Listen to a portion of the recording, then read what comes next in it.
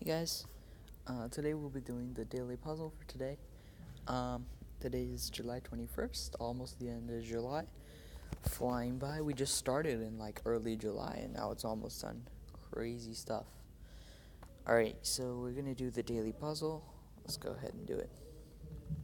Alright, so it is white to move, and we can see that it's a rook and a bishop and a knight versus a queen and two knights. So material count, white is down. It would be a queen versus a rook, so white is down by 4 points.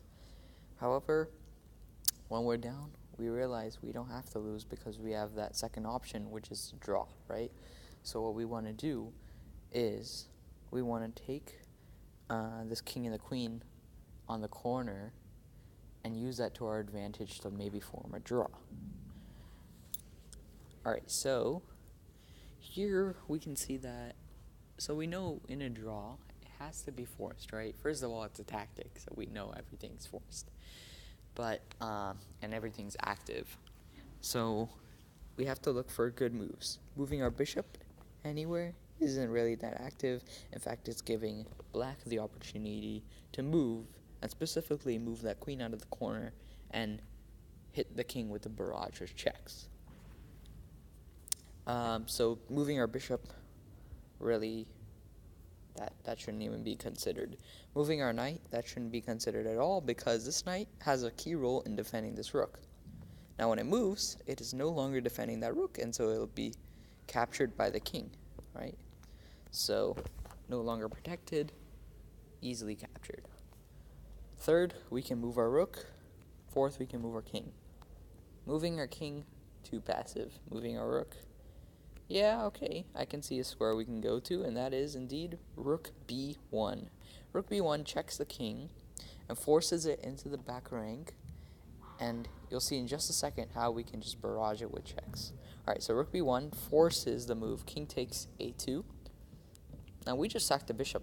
You might be thinking, that's absurd, we could have simply taken that knight.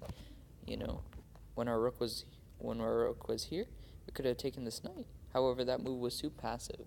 You'll see how this can create an active rook and knight combo to form a perpetual or a stalemate.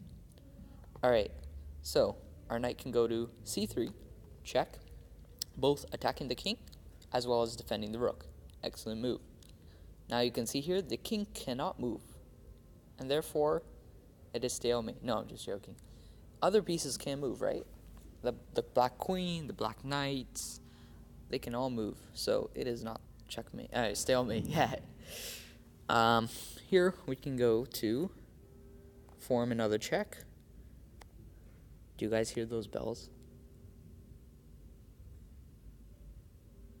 Those bells are from UC Berkeley. That's because I'm on the campus, so shout out to UC Berkeley admin. Alright, anyways. Here we have king a4. Now notice we can just play this check again. Alright, so the king has escaped from our control, but it hasn't entirely, as we have the move rook b5. And notice rook b5, we're just inching towards that king's,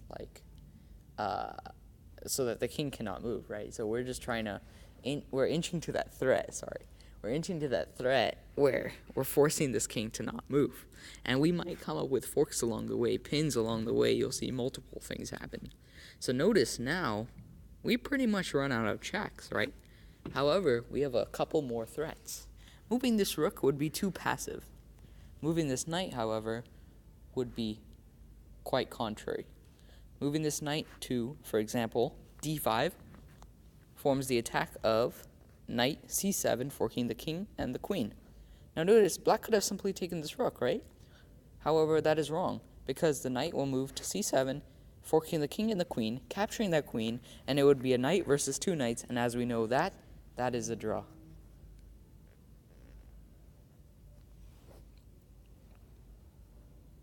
So, it would be a draw if that king were to take. Now notice the knight moved to attack the king.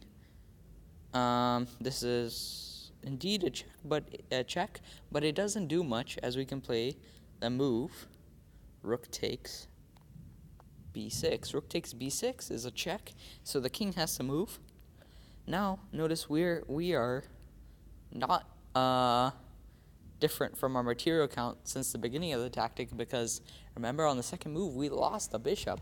We might have just gained a knight, but we lost the bishop. So material count's still the same as the beginning of the tactic. However, we have now unleashed a powerful position in which we can draw through 3-move repetition. This can be accomplished with the move Rook b5. That is a solved tactic. So Rook b5. Players would usually just come here to try things out. However, this is wrong. Just play knight c3 and hold him captive here. It would just be too many checks. And it would be 3-move repetition. Whoops. 3-move repetition. Yeah, don't move there. That's not 3-move repetition. Move to b1, knight b1. Notice also here, this king can't take the rook because of this check, right? And notice now this is a draw. We can even sack that knight. I really don't care. I can move our king, right? I could have moved it back, but I really don't care, because this is a draw. All right. So what if king here? Well, we have the move rook b5, right? Rook b5 here. Threatening to check on a5, of course, or we could have simply played rook a6. Same thing. Forcing the king to take and then get forked on c7. That knight on c7 looks pretty deadly.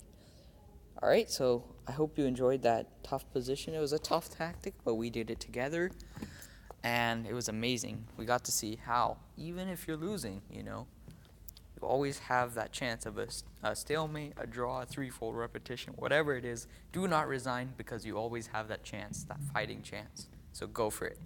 Alright, there's nothing to lose. Alright, take care. Bye, guys. I'll see you on the next one. Bye.